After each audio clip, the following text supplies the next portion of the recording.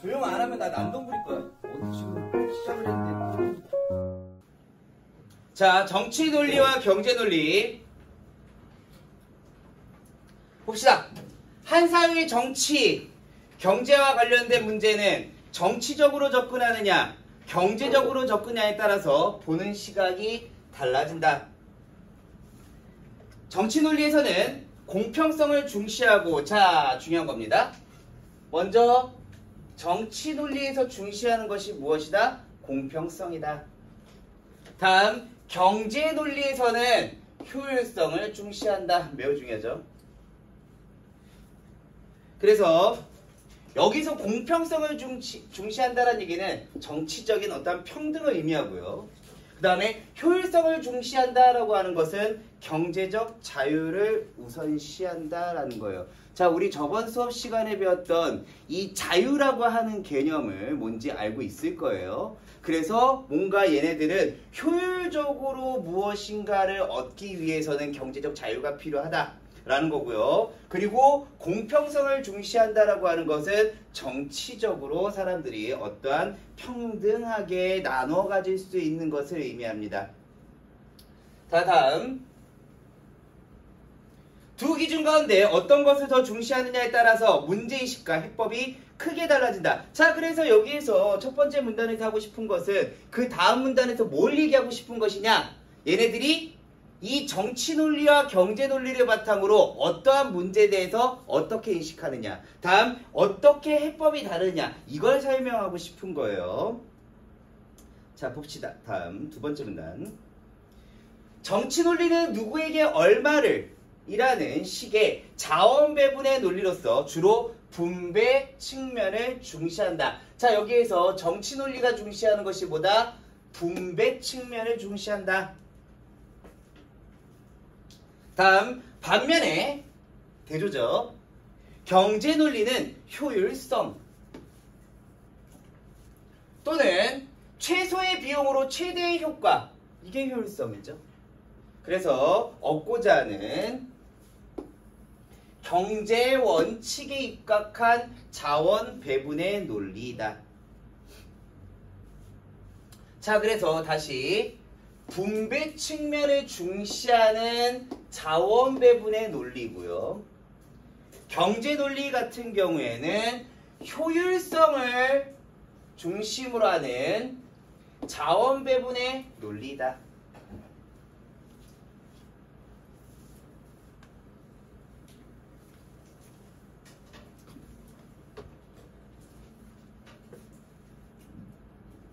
정치 논리와 경제 논리는 일반적으로 정치인과 경제인에게서 잘 드러난다.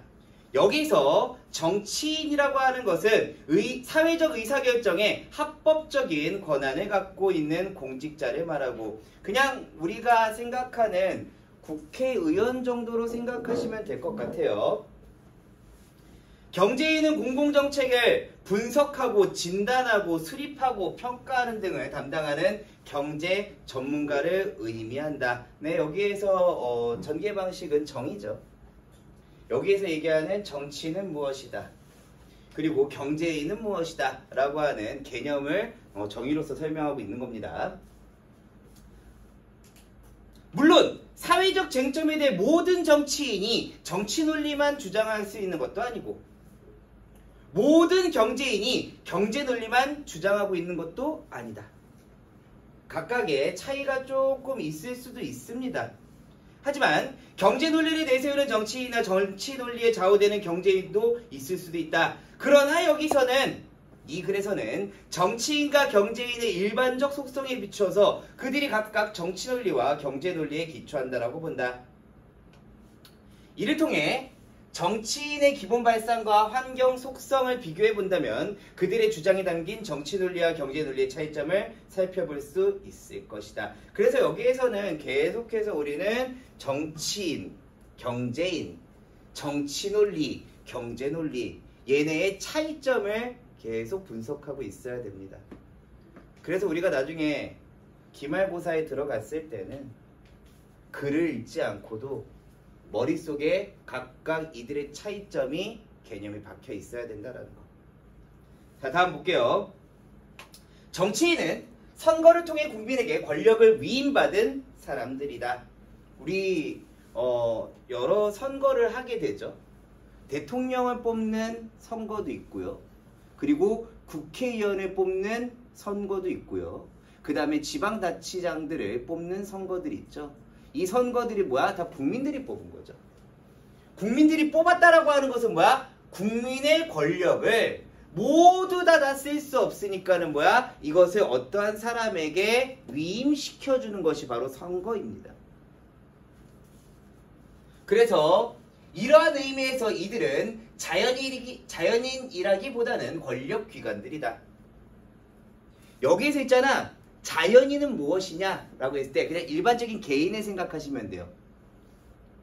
어떠한 권리나 의무를 가질 수 있는 개인이라고 생각하시면 됩니다.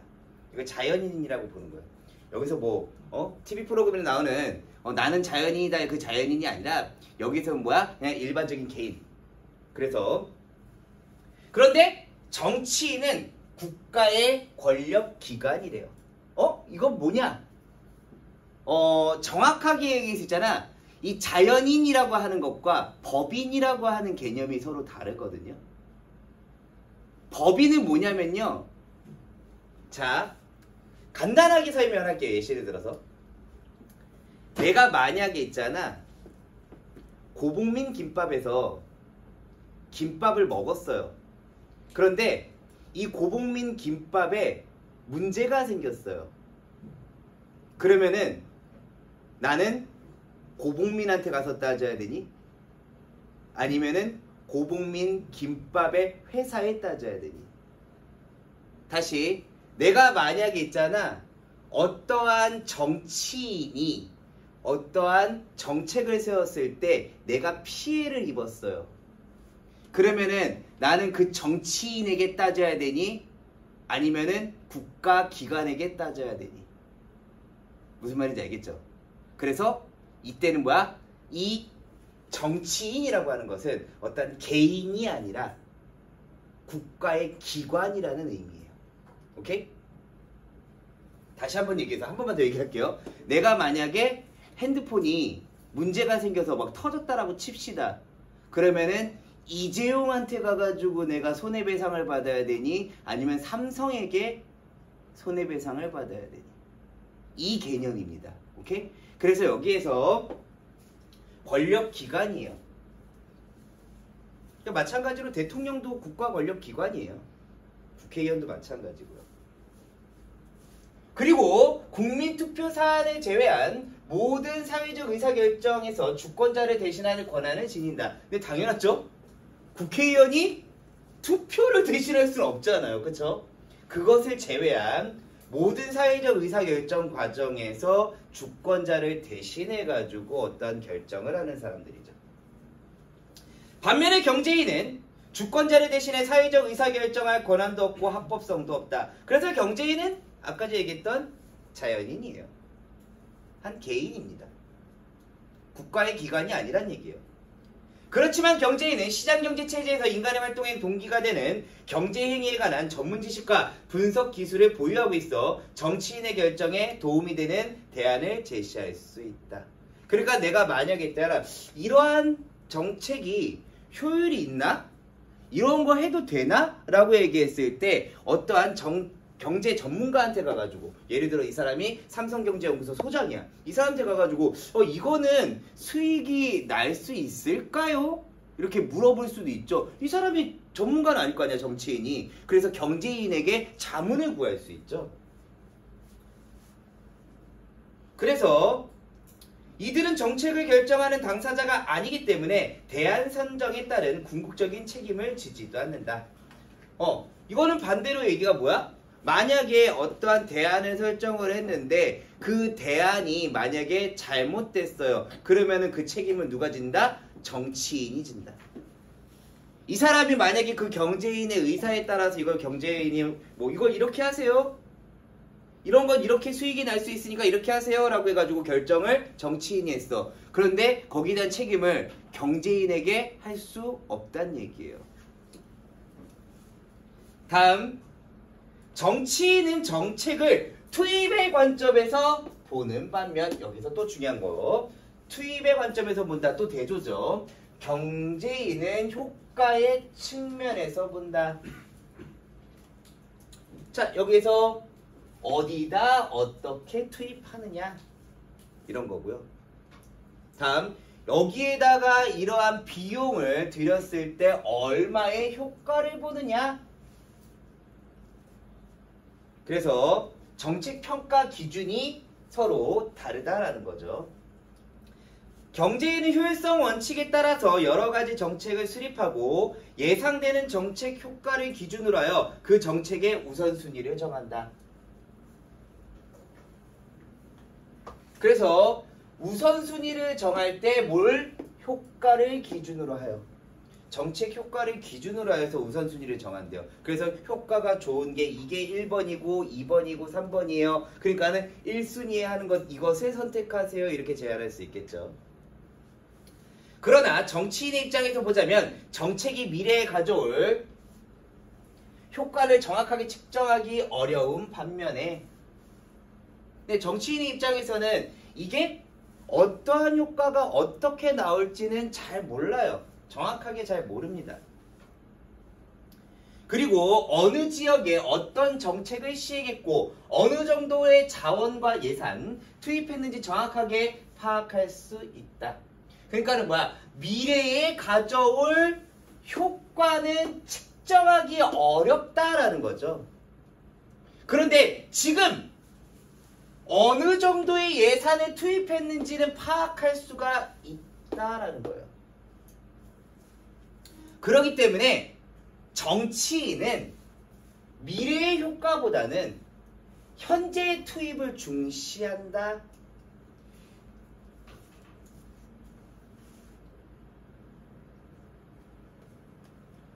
다음.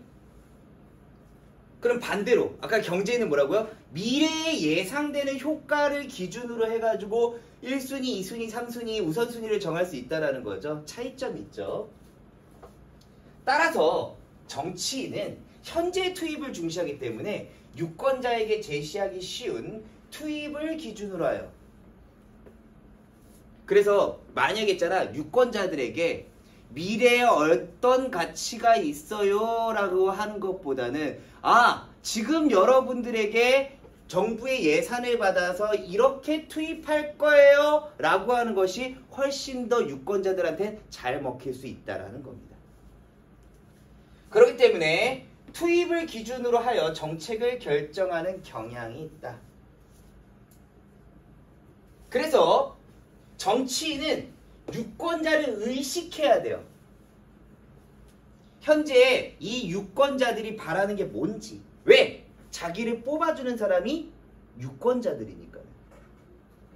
하지만 경제인은 누군가가 뽑아서 되는 게 아니잖아. 그렇기 때문에 경제인은 특정 집단이나 개인의 영향에 의해서 상대적으로 자유롭다.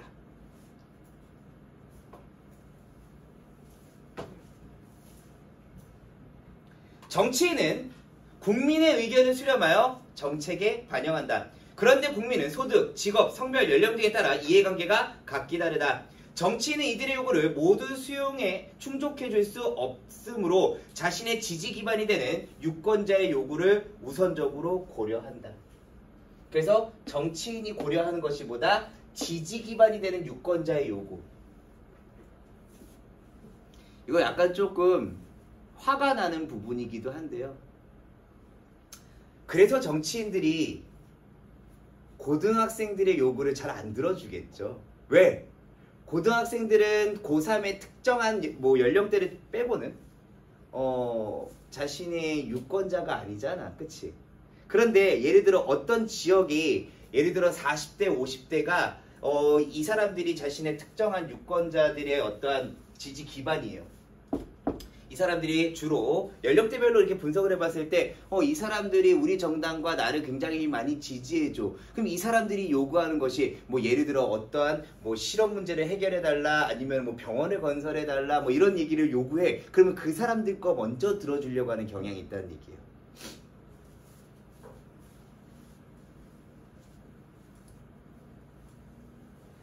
이러한 속성 때문에 정치인은 공공정책을 결정할 때 그 결정이 사회 전체에 미치는 영향보다는 특정 개인이나 집단에 미치는 영향에 더욱 민감하게 반응하는 경향이 있다. 왜? 지지 기반을 우선적으로 들어주기 때문에 그래요. 반면에 또 대조죠. 경제에는 정책을 분석하고 수립할 때 유권자의 영향을 오히려 배제하고자 한다. 이들한테는 뭐가 중요하기 때문에? 효율이 중요하기 때문에. 이 사람한테는 제일 중요한 게 뭐냐면은 가장 최소의 투입을 해가지고 최대의 효과를 내는 것만 따지기 때문에 유권자가 무엇을 원하는지는 중요하지 않다라는 거예요. 그래서 오히려 빼고 계산을 해야 정확한 계산이 나올 수 있다는 거예요.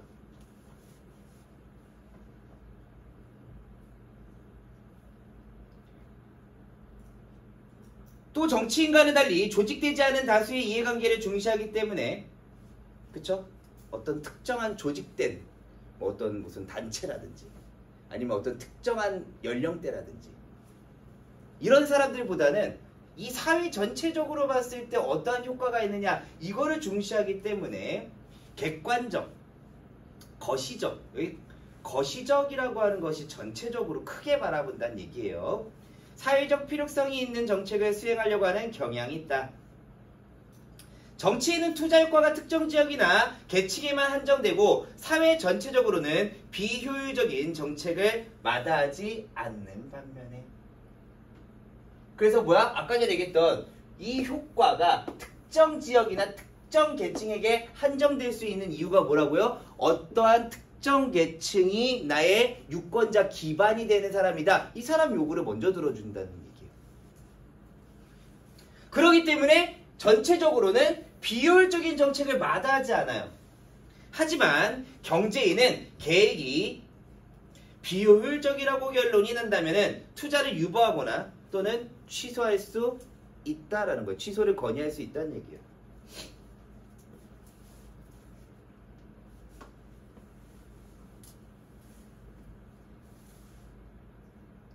정치인은 상호 경쟁 관계에 있는 정책 목표들을 되도록 명확하게 규정하지 않고 어느 정도 여지를 남겨준 상태에서 정치적 과정을 통해 합의를 도출하고자 한다. 제한된 자원의 분배를 둘러싸고 이익 집단 간에 생기는 마찰을 해소하려는 과정에서 정책이 정치적으로 도출될 수 있다고 믿는 경향이 있기 때문이다. 자, 일단은 상호 경쟁 관계에 있는 정책 목표가 예를 들어 이런 거 한번 얘기를 해볼까요? 만약에 있잖아 특정 지역에 있는 주민들이 있어요. 그런데 그 주민들이 살고 있는 지역에다가 쓰레기 매립지를 건설한다라고 합시다. 그러면 있잖아 당연히 주민들 입장에서는 야 우리 집 옆에 쓰레기 매립지가 생기면 좋아 안 좋아? 안 좋죠. 그럼 뭐 야 이거는 여기 하지 마! 라고 얘기할 수 있잖아. 그치? 그런데 이게 그렇다고 해서 우리나라에서 모든 사람들이 다 쓰레기 매립지를 다 거부하면은 우리는 쓰레기를 어디다 매립해? 그쵸? 쓰레기를 어떻게 처리하냔 말이야. 그래서 쓰레기를 처리할 수 있는 공간을 여기다 마련을 하려고 한단 말이야. 그러면 이게 서로가 막 상호 경쟁적이죠. 하지마. 아니야 해야 돼. 되니? 이러한 과정에서 있잖아. 얘네들한테 그러면은 우리가 여러분들에게 어느 정도의 보상을 해줄게. 이런 식으로 했을 때 이 보상을 해주는 게 투입이 또 될 수도 있겠죠. 그래서 사회 경제적으로 이러한 매립을 했을 때 효과도 발생할 거란 말이야. 그 효과를 막 비교를 해야 될 때 이때 있잖아 이거를 정확하게 딱 만들어 놓지 않는다라는 거예요. 왜? 얘네들 있잖아 자원의 분배를 둘러싸고 이익 집단 간에 생기는 마찰을 해소하는 과정에서 그러면 우리가 여러분들이 이게 딱 정해놓으면 어떻게 되는 거야? 거기서 끝나는 거잖아. 그런데 그러면 우리가 여러분들한테 보상을 얼마를 더 해줄게요. 개인당 1억씩 더 줄게요. 이런 식으로 한다든지 아니면은 여기에서 얘네들이 이런 것을 사업을 했을 때 여러분들에게 이러한 혜택을 더 줄게요. 이런 식이라든지 협상을 할 수 있단 말이에요. 그렇기 때문에 이런 것들을 정치적으로 도출될 수 있다는 믿는 경향이 있기 때문이다. 그런 만큼 정치인은 협상, 타협, 교섭 등의 이게 정치적 기술이라는 거예요. 중요한 무기가 된다. 그래서 정치인은 어떤 사업 그리고 어떤 주민들 이런 사람들 사이에서 협상하고 타협하고 교섭해야 되고 이런 것들이 필요하다라는 거죠. 그러나 경제인은 한정된 자원의 효율적 분배를 중시하기 때문에 정책에 수반되는 사회정책의 효율성을 기준으로 정책을 판단하는 경향이 있다. 아까 얘기했듯이 효율성을 중심으로 판단한다고 얘기했죠. 경제인은 명확하게 규정된 목표에 초점을 두고, 그러니까 여기에서 경제인은 만약에 이러한 쓰레기 매립지를 이렇게 만든다라고 했을 때 이 구역에 이만큼 넓이에 이만큼을 투자를 하고 그 다음에 여기에다가 이렇게 했을 때 사회적 효율은 어느 정도가 나올 수 있고, 그리고 여기에다가 투입되는 뭐 개인당 보상을 하는 돈이 이 정도 했을 때 딱 이 정도가 나오면은 이거는 수익이 있는 어떤 사업이고 정책이고, 만약에 이렇게 했는데 투입되는 것보다 효과가 낮아? 그러면은 이때는 뭐야? 정책이 효율성이 떨어지는 정책인간 걔는 폐기하거나 아니면 유보해야 되는 거고, 이런 식으로 정한단 말이야. 그래서 얘네들은 딱 결과가 있어야 돼요. 명확해야 됩니다. 문제를 분석하고 정책을 제시하기에 전문 지식과 분석 기술을 활용한다. 이상에서 정치인의 경제 논리와 정치 논리와 경제인의 경제 논리를 알아보았다. 정치 논리와 경제 논리는 서로 상충하는 경우가 많다. 이때 정치 논리와 경제 논리 가운데 어느 하나가 절대적으로 옳다라고는 말하기가 어렵다.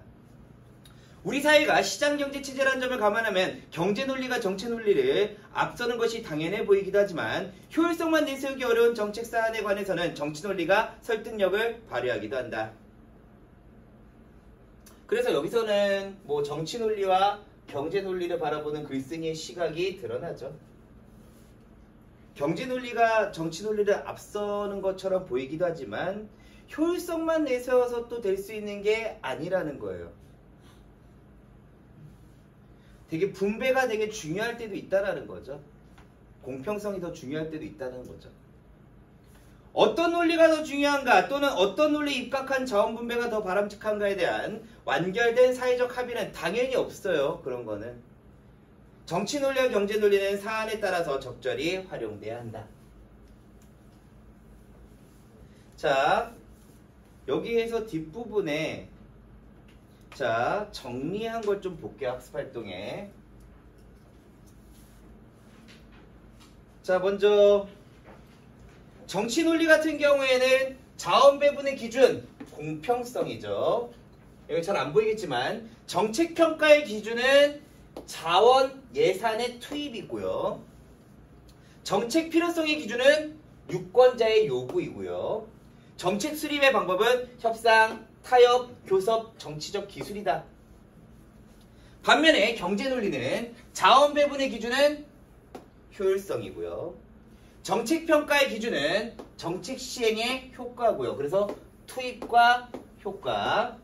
다음, 정책 필요성의 기준은 사회 전체의 필요성이죠. 아까 전에는 유권자의 요구였는데 사회 전체의 필요성이고요. 정책 수립의 방법은 전문 지식과 다양한 분석 기술이다. 이 표를 머릿속에 꼭 집어넣고 있어야 돼요. 다음,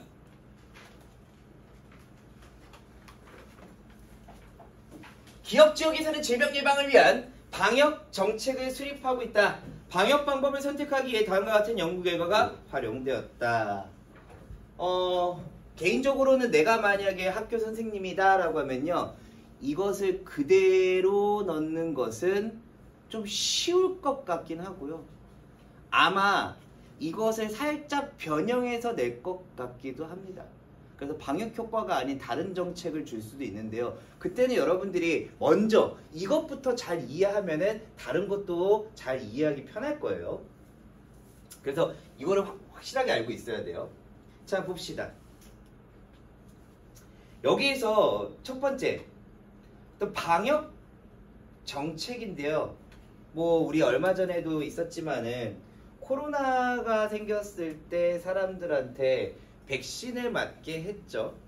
그 백신을 맞게 했을 때 이 백신이 드는 비용도 있을 거고요. 효과도 다 천차만별이었을 거예요. 그래서 그때 당시에 백신의 종류가 또 달랐었죠. 그 거기에 따라서도 뭔가 효과가 다를 텐데.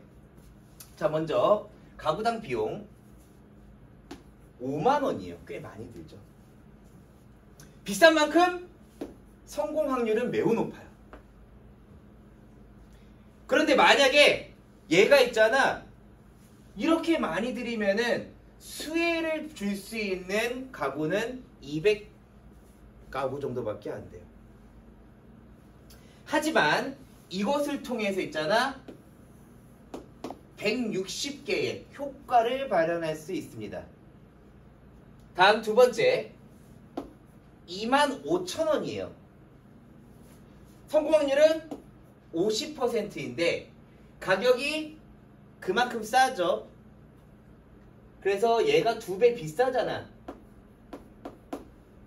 그렇기 때문에 얘는 있잖아 2분의 1배밖에 얘네들은 효과를 못 보지만 얘는 뭐야? 400가구가 그만큼 더 많이 수혜를 받을 수 있어요. 그런데 성공 확률은 50%니까는 뭐야? 200호가 가장 200호가 방역 효과를 받을 수 있다는 얘기죠. 다음 10,000원짜리예요. 많이 싸졌어요. 그런데 효과는 10%밖에 안 돼요. 투입은 1000가구입니다. 그런데 여기에서 10%밖에 안 되니까는 그럼 뭐야? 효과는 뭐야? 100가구밖에 효과를 못 봐요. 자, 그럼 여기에서 먼저 경제인부터 생각을 해볼게요. 경제인은 아까 전에 뭐라고요? 이 정확한 방법을 통해서 우선순위를 정한다고 얘기했잖아. 그치? 그러면 이것을 딱 계산을 했을 때 효과가 가장 좋은 게 뭐냐? 그러면 당연히 1순위는 방법 2고요. 2순위는 방법 1이고요. 3순위는 방법 3이란 말이야. 우선순위가 얘가 제일 높으니까는 방법 2를 선택을 해야 되겠다. 이게 경제인의 입장이죠. 효과가 가장 좋은 걸로. 그치? 그런데 분배의 입장에서는 자, 정치인 같은 경우에는 뭐야? 상당히 많은 사람들에게 이것을 다 제공해 줄 수 있다라는 거죠. 효과를 우선순위로 두지 않고 이 사람들 같은 경우는 뭐야? 얼마나 많은 사람들에게 분배할 수 있느냐?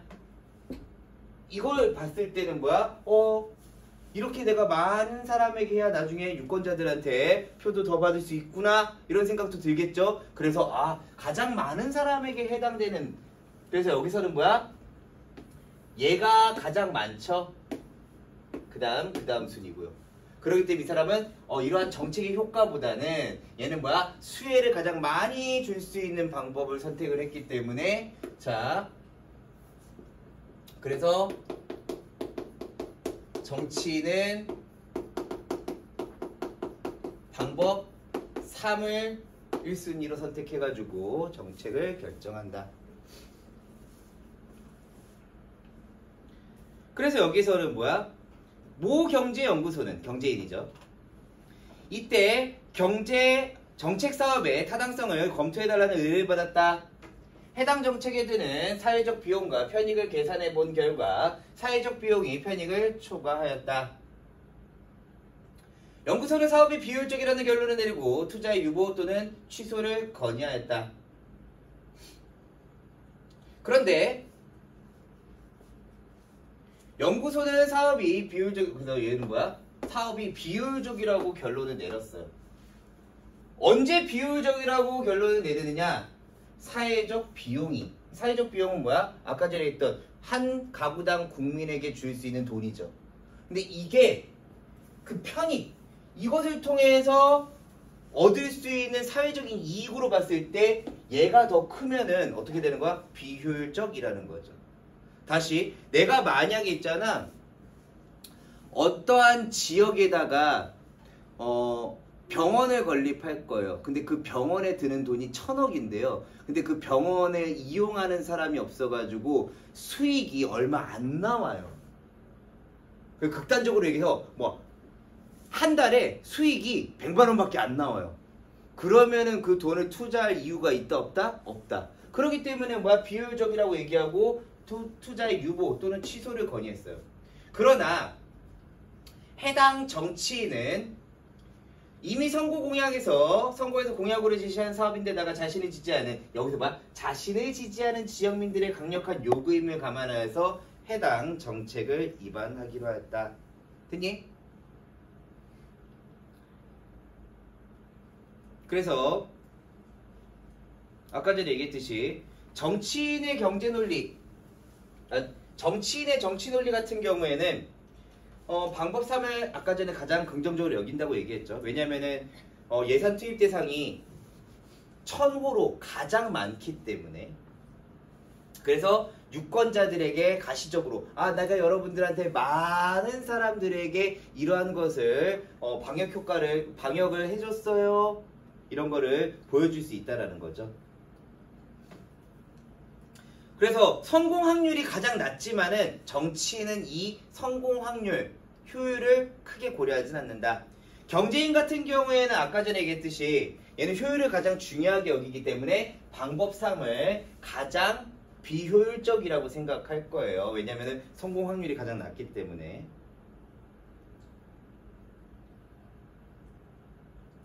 네. 오늘은 여기까지 할게요.